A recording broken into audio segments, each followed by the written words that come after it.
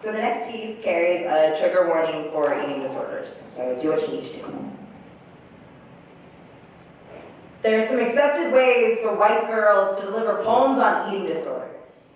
They might analyze their mirrors and remark on the ugliness of the light-refracted back, so thin and so cracked. They might struggle under the weight of 1,000 magazines and feel strangled by the shackles of patriarchy, break out of them with their teeth. And they are always believed. Because Anorexia's face is straight and white, she is from a developed country, she has always had enough food to eat and chose to give it up. The rest of us are immune. As if eating disorders rain down in UV rays and we're all walking around lucky and sunblocked by our SPF 50 skin. This is one disease the colonizers could not give us.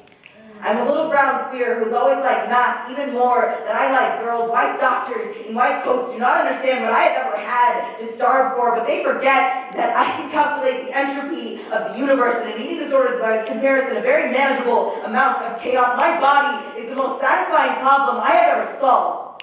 I was so good at the measurements, I put the model in model minority, grew exponentially backwards into my own mortality, defined my absolute value as distance from zero.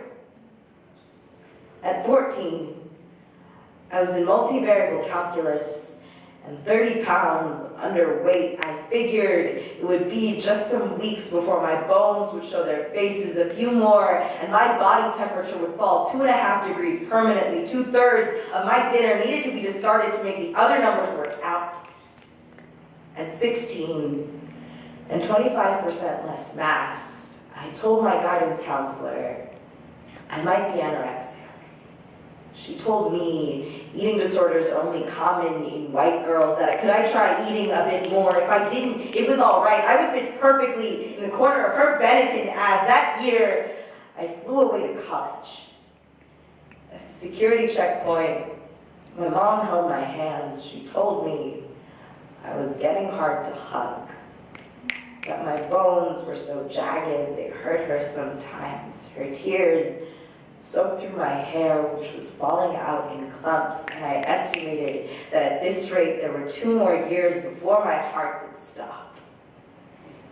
When I cracked the spine of my first college-level math book, I heard the sound and thought it may have been my own back breaking. I was shivering in the California sunshine, wondering whether my legs would be strong enough to trace my foremother's footsteps, knowing I wanted to live to honor their stories, to brown girls whose bodies had never been enough, to those who are disappeared at nighttime and bleached away at daylight. Remember, there are revolutions to be fed and protest songs to be rung out with our fullness. Keep the future in your hearts and love yourself for appetite, because we are the most beautiful equations the world has ever known.